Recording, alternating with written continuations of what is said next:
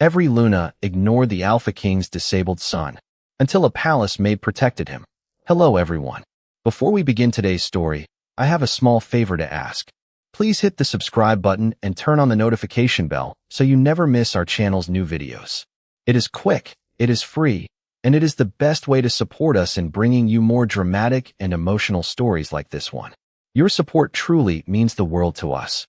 Before we begin, tell us in the comments where in the world you are watching from and what time it is where you are right now. We love seeing how far these stories travel and knowing who is joining us today. Now, let's begin today's story. "Do not touch his chair," Lady Victoria said, as if the boy beside her were furniture instead of the Alpha King's son. Clara Bennet stopped in the doorway of Moon Court with a stack of fresh linens against her chest. 20 feet away, 9-year-old Noah Blackthorne sat quietly in his wheelchair beside a marble column while the palace glittered around him. Silver banners hung beneath crystal chandeliers. Noble families filled the hall. One by one, women introduced by the Royal Council as possible Lunas approached King Adrian Blackthorne with perfect smiles, graceful bows, and carefully rehearsed compliments. Almost none looked at Noah for more than a second. Noah noticed. Clara could tell by the way his fingers tightened around the small astronomy book resting on his lap. He did not look sad. That somehow made it worse. He looked accustomed to being overlooked. Adrian stood near the throne beneath the carved silver wolves of his bloodline, tall and composed in black ceremonial clothing. His expression revealed little, yet Clara noticed his gaze returning repeatedly to his son. Then musicians began playing, servants crossed the floor, and another noblewoman stepped forward to praise Adrian's leadership. Noah turned his wheelchair slightly, perhaps trying to escape the noise. The front wheel caught beneath the thick edge of a ceremonial rug. He tried again. The chair did not move. A courtier stepped around him. Then another. Lady Victoria glanced down before continuing her conversation. Clara set the linens aside. She crossed the marble floor and stopped beside Noah, but she did not touch his wheelchair. "Would you like some help?" she asked. Noah looked up, surprised. His gray eyes moved toward the trapped wheel. "Everyone always grabs the handles." "I am not everyone." Something almost like amusement appeared in his expression. Clara crouched so they could speak at eye level. "I can move the rug, or I can help with the chair. Which would you prefer?" Noah considered the choices seriously. "The rug." Clara lifted the heavy corner and folded it back several inches. Noah pushed his wheels, freeing himself without assistance. His face brightened with quiet satisfaction. "There." Clara smiled. "Problem solved." "You did not solve it." "No. You moved the thing causing the problem." Clara paused. "That sounds smarter." Noah smiled for the first time. Across the hall, the music had stopped. Clara slowly became aware of the silence around her. She rose and found King Adrian watching them. Not angry, not embarrassed, simply still. Lady Victoria cleared her throat. "Your Majesty, perhaps the maid should return to her duties."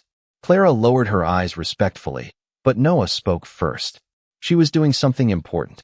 Several nobles shifted uncomfortably. Adrian's gaze moved from his son to the folded rug, then across the grand hall where nearly every doorway had steps, narrow thresholds, or heavy doors. Something changed in his expression. "What is your name?" he asked Clara. "Clara Bennet, Your Majesty." Before Adrian could respond, Noah's astronomy book slipped slightly on his lap. A faint silver crescent shimmered across its worn cover. Clara stared. Noah stared too. Then every candle beneath the ancient moon seal flickered at once, although no window was open. High above them, a silver symbol carved into the palace ceiling began to glow for the first time in generations. The silver light vanished before anyone could decide what it meant. Within seconds, Moon Court filled with whispers. Some nobles stared at Clara as though she had caused the impossible. Others watched Noah. King Adrian looked only at the ancient symbol overhead, his expression unreadable. "Continue the gathering," he finally ordered. The musicians obeyed, although the room never recovered its earlier ease. Clara returned to her duties, but she could still feel Noah watching her from across the hall. The next morning, she found him in the Eastern Library. Or rather, she found him outside it. The library doors stood at the top of 4 shallow marble steps. Noah sat below them with 3 books balanced across his lap. "There is another entrance," Clara said carefully. "I know." He opened his astronomy book. "It is through the kitchens, past the laundry room, around the west courtyard, and up the service ramp. Clara looked at the 4 steps. The alternate route was nearly a quarter-mile longer. That seems ridiculous. Noah glanced up. You are allowed to say that? Probably not. His mouth twitched. Clara sat on the lowest step instead of offering to carry anything. What are you reading? Noah showed her a star chart. The Winter Crown. My tutor says the constellation appears above Blackthorn every 73 years. Is that soon? 11 days. Clara studied the tiny silver dots. And what happens then? According to the old stories, the moon listens. Clara remembered the glowing seal. That sounds mysterious. It sounds inconveniently vague. She laughed before she could stop herself. Noah smiled. Over the following days, their conversations became part of Clara's routine. She learned that Noah could name every major constellation visible from the Northern Territories. He understood maps faster than most palace officials and had an irritating talent for noticing when adults contradicted themselves. She also learned what he disliked. People moving his wheelchair without asking. People speaking slowly to him when he understood perfectly. People asking Adrian questions about him while Noah sat directly beside them. Clara did none of those things. When a shelf was too high, she asked which book he wanted. When a doorway was blocked, she moved the obstacle instead of assuming Noah needed to be moved. And when he disagreed with her, she listened. Adrian noticed. Clara sometimes saw him at the end of a corridor, watching without interrupting. One afternoon, Noah was studying a map of the palace when Adrian entered the library. What are you working on? The king asked. A better palace, Noah answered. Adrian approached the table. Noah had marked stairs, narrow doors, unreachable shelves, and difficult corridors in red pencil.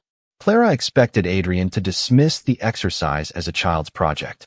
Instead, he pulled out a chair. Show me. Noah hesitated, then pointed toward the Eastern Library. 4 steps. The service route adds 12 minutes. Adrian's jaw tightened slightly. What else? For nearly 20 minutes, Noah explained. Adrian asked questions and wrote down every answer. Clara remained quiet until Noah pointed toward Moon Court. The ceremonial rug should go. Adrian looked at Clara. I believe Miss Bennet already established that. Noah grinned. Then Clara noticed something strange beneath the map. A pale silver circle had appeared on the wooden table, so faint it could have been reflected sunlight. It expanded beneath Noah's markings, connecting every place he had identified as difficult to access.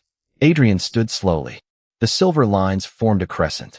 Clara felt an unfamiliar warmth beneath her ribs, almost like a distant voice without words. Noah opened his astronomy book and compared its ancient symbol to the light on the table. His expression changed. Father, he whispered, this is not the first time someone mapped the palace this way. Noah turned the astronomy book toward them and traced the faded crescent printed beneath the Winter Crown constellation. The symbol matched the silver pattern glowing across the table almost perfectly. Adrian leaned closer, his usual royal composure giving way to quiet concentration. Where did you get this book? He asked. Mother's old rooms, Noah replied. It was in a cabinet nobody uses. Clara saw something soften in Adrian's face at the mention of Noah's mother, but he did not interrupt. Noah flipped through several worn pages until he found a handwritten note in the margin. When the moon listens, no voice stands outside the circle, he read. Clara felt the strange warmth beneath her ribs again. Before she could ask what it meant, a palace bell announced the beginning of the Luna selection ceremony. By sunset, Moon Court had been transformed. Silver candles surrounded an ancient circular seal set into the marble floor, while noble families watched from raised galleries. The Luna candidates entered one by one in ceremonial gowns. Clara stood with the palace staff near the eastern wall. Noah had been positioned beside the first row of council seats, several feet from the sacred circle. Then Clara noticed the problem. 3 shallow steps separated Noah from the ceremonial floor. No ramp had been provided. He could watch, but he could not enter. Lady Victoria approached the moon seal first. An elder explained that tradition required each candidate to step into the circle and place her hand over the crescent stone. Victoria obeyed. Nothing happened. Another candidate followed. Then another. The seal remained dark. Clara barely watched them. Noah had opened his astronomy book again and was comparing the ceremonial markings to his map. Clara, he whispered when she passed nearby. She stopped. What did you find? The circle is wrong. She looked down. Wrong how? It is incomplete. Noah pointed toward a thin carved line extending from the moon seal toward the steps. The line continued beneath his wheelchair. This part was covered when they rebuilt the floor. Clara crouched beside him. Does your book explain it? Not all of it. Noah looked toward the sacred circle. But I think people were supposed to enter from more than one direction. Lady Victoria completed the ritual, and still nothing happened. Council members began murmuring. An elder called for the final candidate. Clara noticed Noah watching the ceremony with an expression she recognized immediately. He was not upset because he had been excluded. He was frustrated because everyone else had accepted the exclusion without questioning it. Clara made her decision. She stepped away from the servants and sat beside him on the edge of the lowest marble step. Several nobles stared. Miss Bennet, an attendant whispered sharply. The ceremony is still underway. I know. Clara looked at Noah's map. Show me. What they missed. Noah began explaining the lines. Above them, the final candidate placed her hand on the moon seal. Nothing happened. Then Noah traced the forgotten path on his map, while Clara followed his reasoning with one finger. Silver light suddenly appeared beneath the wheels of his chair. It traveled across the floor, climbed the ancient carved line, and entered the ceremonial circle. Gasps filled Moon Court. The Luna candidates stepped backward. Clara rose instinctively, but the light did not follow them. It followed her. A delicate silver ring formed around her feet. Adrian descended from the royal platform, staring at the awakened seal. Clara, he said quietly. She looked at him, shaken. I did not do anything. Noah studied the glowing pattern with remarkable calm. Maybe that is the point. High above the court, the ancient moon seal opened like a silver flower, and words hidden for generations appeared across the stone. The Luna is not the one who stands nearest the king. She is the one who hears whom the kingdom has forgotten. By morning, everyone in Blackthorn Palace had heard what the moon seal had revealed, but Clara still wore the same simple gray dress and carried the same ring of service keys at her waist. Nothing about her felt sacred. If anything, she felt more uncertain than before. Adrian summoned her to his private study after breakfast. Noah was already there, his astronomy book open across his lap. On Adrian's desk rested a velvet pouch heavy with gold coins. The kingdom owes you gratitude, Adrian said. Clara looked at the pouch. For sitting beside your son. For seeing what the rest of us failed to see. His words carried no defensiveness, only an uncomfortable honesty. Clara glanced toward Noah. Then please do not reward me. Adrian's eyebrows lifted. What would you have me do instead? Clara hesitated. A maid was not supposed to instruct a king. Yet the glowing words from the ceremony remained in her memory. She gathered her courage. Change the palace. Silence followed. Explain, Adrian said. Clara walked to Noah's map. The Eastern Library has 4 steps. The council chamber has a doorway too narrow for his chair. Half the shelves in his study are beyond his reach. The Moon Court entrance forces him to use a service corridor. Yesterday, everyone called the ceremony sacred while accepting that your own son could not enter the circle. Adrian looked at Noah. Why did you never tell me all of this? Noah's expression tightened. I did. The answer landed harder than anger. I told tutors. I told attendants. I told Counselor Reed last winter. Adrian slowly sat down. And me? You always asked if I needed more help. Noah looked at his father steadily. I needed fewer obstacles. Clara saw regret move across Adrian's face. He did not defend himself. Then I was asking the wrong question. Before noon, palace architects were measuring doorways. By evening, Adrian had ordered accessible routes to the library, council chamber, gardens, observatory, and moon court. He required Noah to review every plan before construction began. When one architect addressed Adrian instead of Noah while discussing the height of a reading table, the king interrupted him. My son is sitting directly in front of you. Ask him. Noah looked startled, then pleased. Clara watched from the doorway, feeling that strange warmth return beneath her ribs. It was stronger now, but still carried no words. She simply became intensely aware of things she had previously walked past. A kitchen worker unable to read the posted schedule, an elderly council clerk struggling with a heavy door, a young Omega servant standing silently, while 2 supervisors discussed her assignment without asking her opinion. Clara could not explain the sensation. It was not hearing thoughts. It was more like noticing an absence where a voice should have been. That evening, Adrian found her beside the newly measured library entrance. "You changed more in one day than this palace has changed in years," he said. Clara shook her head. "Noah did. I only listened." Adrian looked at her for a long moment. Perhaps listening is the part we forgot. Their eyes met, and Clara felt no command in his attention, only respect. Then Noah rolled toward them carrying his astronomy book. "You should both see this." He opened to a page they had overlooked. Beneath the winter crown was a faded drawing of a woman surrounded by 7 silver circles. Adrian read the inscription aloud. "The Listening Moon." Clara's breath caught as every service key at her waist began glowing silver. Noah turned the page. Half of it had been deliberately removed, but one surviving sentence remained. "When the listening moon returns," Noah whispered, "the forgotten doors will open." The phrase "the listening moon" followed Clara through the palace for the rest of the night.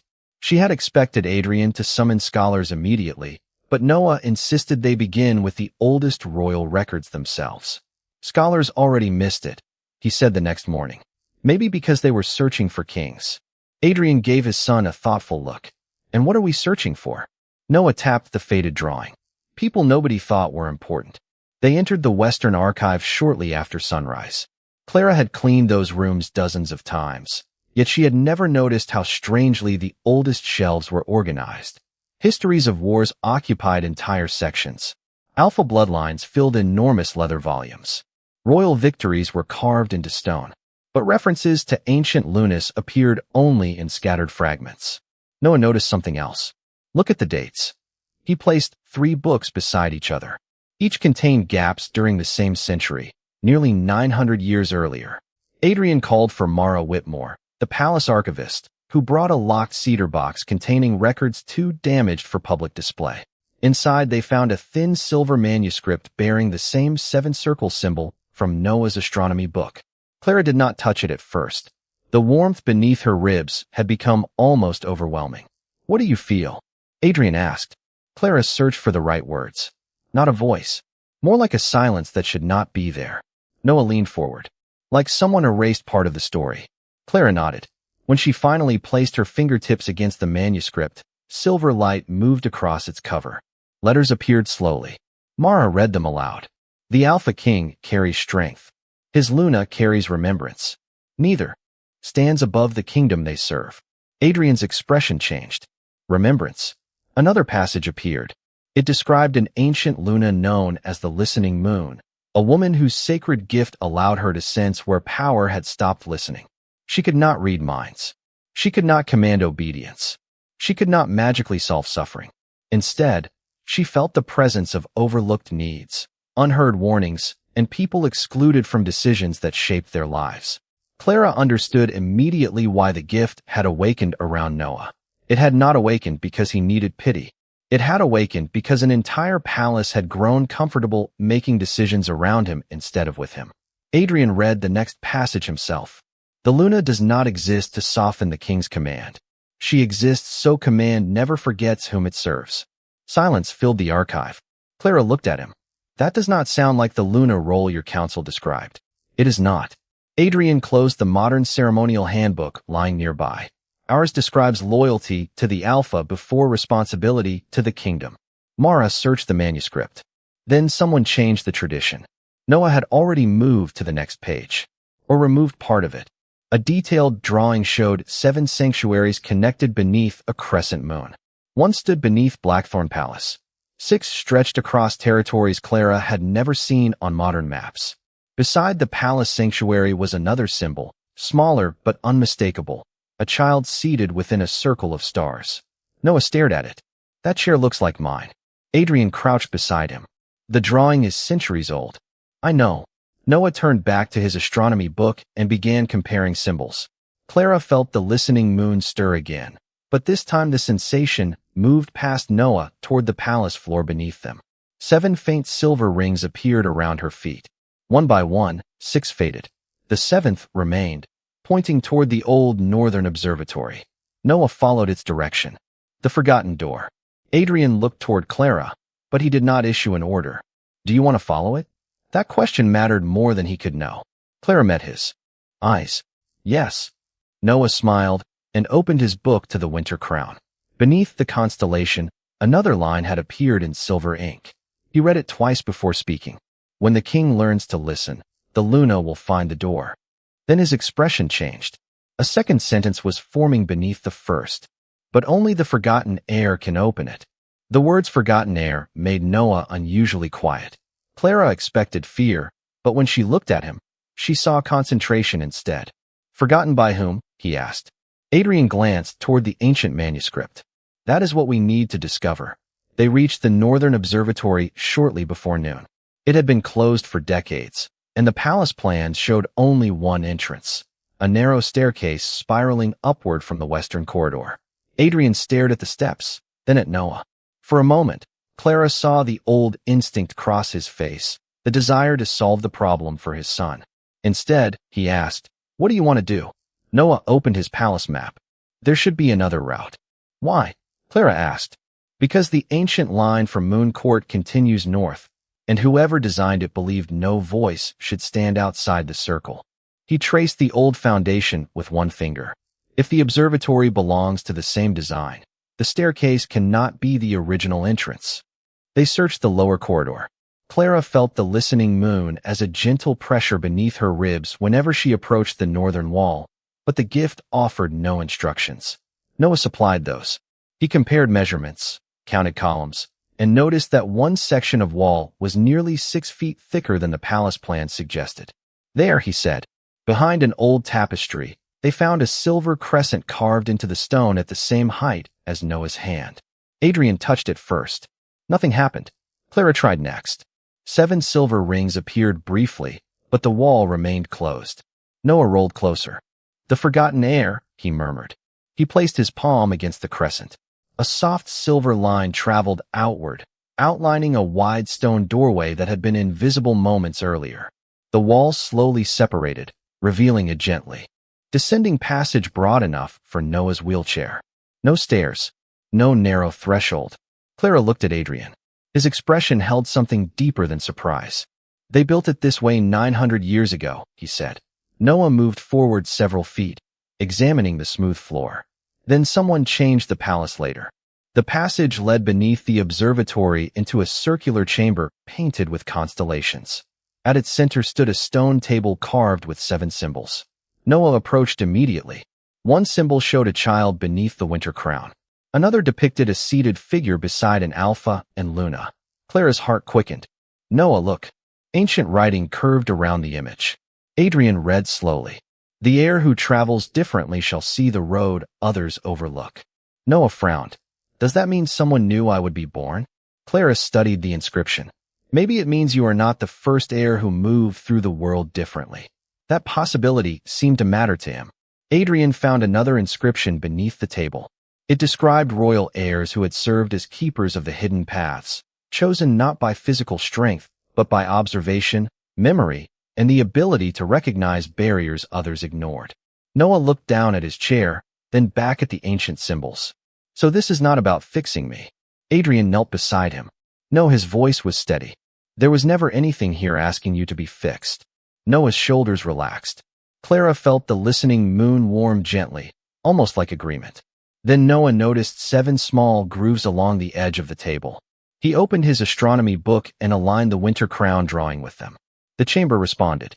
Silver light spread across the floor, revealing a map beneath their feet. Blackthorn Palace appeared at its center, connected to 6 distant sanctuaries. But beside each sanctuary was a name that had been deliberately scratched away. Noah leaned closer. Someone did not just hide the doors. Adrian's expression hardened with realization. They erased the people connected to them. Clara felt 6 enormous silences through the listening moon, distant yet unmistakable. Then a final inscription appeared beneath Noah's hands. He read it aloud. "When the forgotten heir opens the first door, seek the hall of unheard names." Across the chamber, another wide doorway slowly illuminated, leading deeper beneath the palace. The second doorway did not lead to treasure, a throne, or anything Clara had imagined might be hidden beneath a royal palace.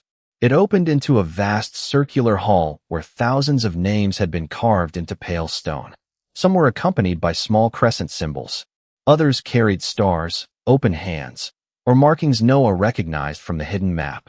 The passage remained broad and level as they entered, and Noah moved ahead of Clara and Adrian, reading the nearest inscriptions. "These are not kings," he said. Adrian brushed dust from one section of the wall.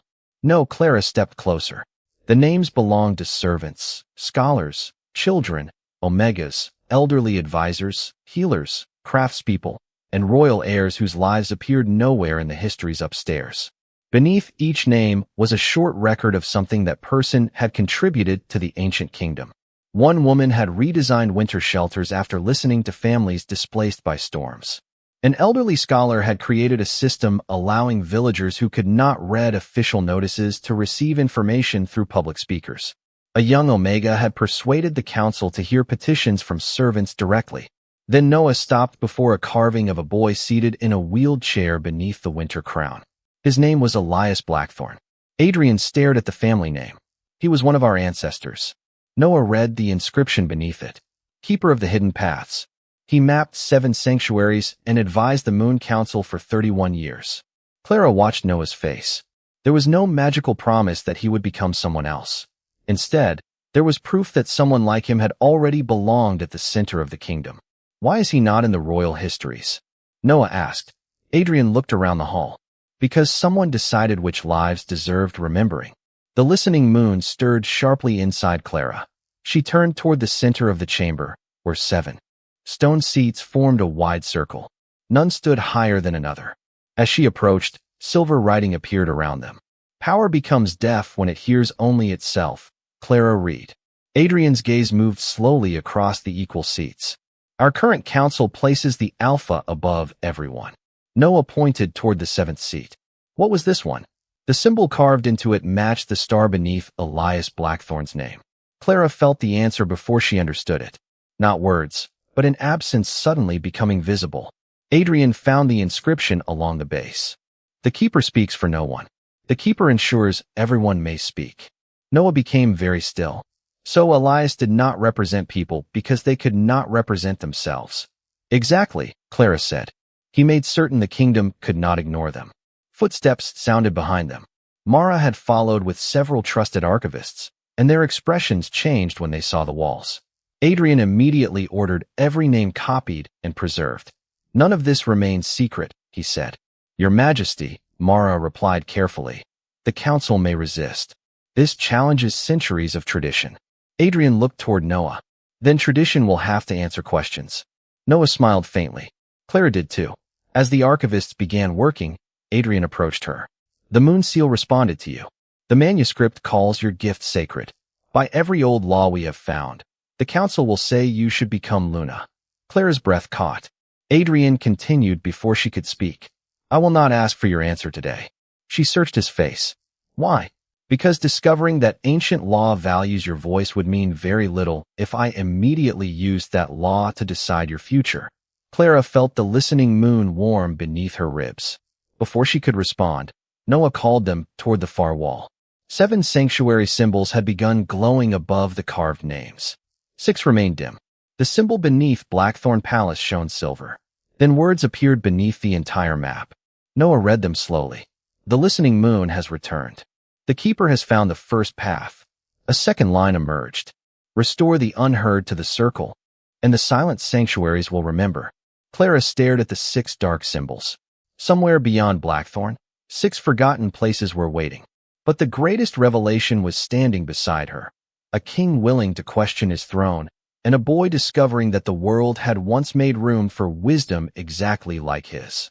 By the following morning, the Hall of Unheard Names was no longer a secret. Adrian had ordered the oldest council members, palace architects, educators, village representatives, and royal historians to enter the chamber in small groups and read the walls for themselves. Some emerged humbled. Others looked unsettled. Counselor Reed was among the latter. Your Majesty, ancient customs cannot simply replace centuries of established law, he argued during an emergency council session. Adrian remained seated at the circular table, with Noah beside him and Clara several feet away. I am not replacing law because it is ancient, Adrian replied. I am questioning law because we have discovered whom it excluded. Reed turned toward Clara. Then formalize her position. The moon seal recognized her. Declare her Luna. Restore the old office. And let the matter be settled. Clara felt every gaze shift toward her. Before she could answer, Adrian spoke. No, the single word silenced the chamber. Reed blinked. Your Majesty? You are proposing that we honor a tradition about listening by deciding Clara's future without listening to Clara.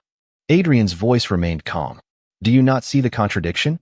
Noah lowered his head, hiding a small smile. Reed slowly sat down. Adrian looked toward Clara. If you ever become Luna, it will not be because a seal, council, prophecy, or king commands it. Something inside Clara loosened. For days, everyone had spoken about what the listening moon meant for Blackthorn. Adrian was the first person to make clear that it did not own her. That evening, Clara found Noah in the newly accessible observatory. Construction crews had opened the ancient level passage, and for the first time he had entered the room without taking the long service route. He sat beneath the glass dome, studying the winter crown. You are thinking. Loudly, he said. Clara smiled. I did not know thoughts made noise. Yours do. She sat beside him. Noah remained focused on the stars. Are you leaving? The question surprised her. Why would you think that? Everyone keeps talking about you becoming Luna. Sometimes adults leave when people decide too much for them. Clara studied him. Would you want me to stay? Noah finally looked at her. Yes, but not because you help me. Then why? Because you ask me things. His answer was so simple that it hurt. You ask what I think. Father does now too. Clara reached toward his astronomy book, then stopped. May I? Noah nodded. She opened it between them. If I stay, I want it to be because I choose this family, not because the moon chose me. Noah considered that. That sounds fair. Adrian appeared quietly at the observatory entrance. Clara realized he had heard her. He did not approach until Noah waved him over. We were discussing fairness, Noah announced. A dangerous subject in this palace, Adrian said. Clara laughed softly. Adrian stopped before her. Clara, I can offer you a title, protection, and every privilege this kingdom possesses. But none of those things are what I want to ask. Her heartbeat quickened. Then ask. His expression softened. Would you choose to build this kingdom with us? Clara looked at Noah, then back at the man who had learned that protecting someone was not the same as deciding for them. The listening moon remained quiet. No silver light appeared. No ancient inscription gave her an answer. For once, destiny offered nothing. Clara realized that was exactly how it should be. Yes, she said. I choose you. Both of you. Noah grinned. Adrian released a breath that sounded almost like relief. He extended his hand, but waited. Clara placed hers in it. Only then did silver light appear across the observatory floor. 7 circles formed around the 3 of them, but 6 remained distant and dark. The winter crown brightened overhead. Noah looked down at his book as new words appeared beneath the constellation. His smile vanished into wonder. The Luna has chosen freely, he read. Another line followed. Now let the kingdom prove. It has learned to listen. Clara did not become Luna beneath a jeweled crown. She became Luna beneath the winter crown, with Noah beside her and Adrian waiting until she stepped forward by choice. The ceremony took place 11 days later in Moon Court, on the night the constellation reached its brightest point above Blackthorn. The ceremonial rug was gone.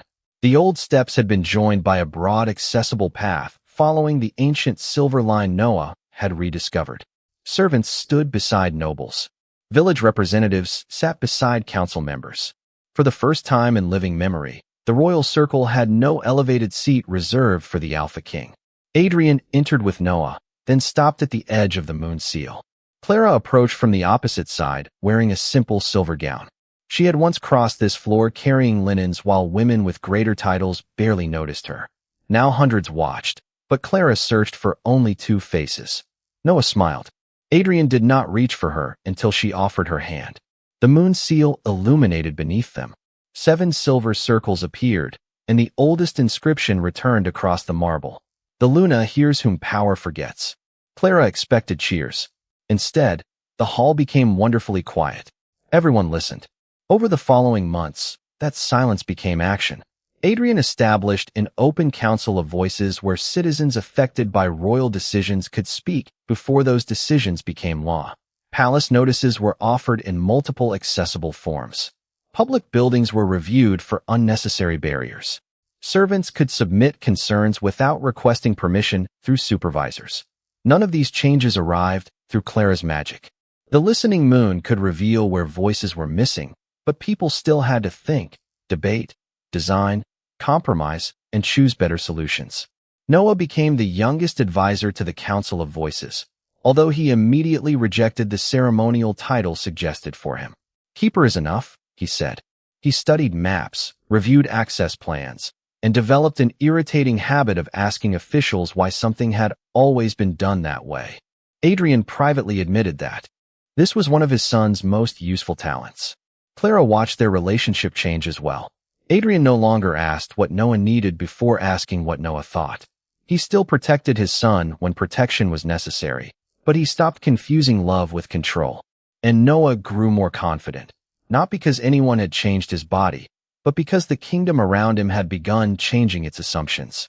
One winter evening, the three returned to the Hall of Unheard Names. Copies of its records now filled the public archive upstairs, and descendants had begun discovering ancestors erased from official history. Noah stopped before Elias Blackthorn's name. "Do you think he knew someone would find this place?" Clara asked. Noah considered the question. "I think he hoped someone would listen eventually." Adrian placed one hand on his son's shoulder only after Noah leaned toward him. Clara smiled at the small gesture. Even affection could learn to ask permission. Then the chamber trembled with a soft silver hum. The 7 sanctuary symbols illuminated across the far wall. Blackthorn shone brightly. For several seconds, the other 6 remained dark. Then one flickered to life hundreds of miles west. Noah opened his astronomy book. A new map appeared across 2 blank pages, revealing mountains, rivers, and a sanctuary hidden beyond the kingdom's known border. Beneath it, silver words slowly formed. "The first kingdom has remembered." Clara felt the listening moon awaken, not with fear, but with 6 distant silences waiting beyond Blackthorn. Adrian looked at her. "What do you hear?" Clara shook her head gently. "Nothing." Noah understood first. That is the problem. A final inscription appeared beneath the map. "When the listening moon returns and the keeper opens the paths, the silent wolves shall remember their names." Clara looked from Noah to Adrian. Once, this palace had believed strength meant speaking for those considered weaker. Now they understood something older and wiser. True strength made room for every voice to be heard. Beyond the palace windows, the winter crown burned silver above the mountains, and somewhere in the darkness, a forgotten sanctuary had begun to wake.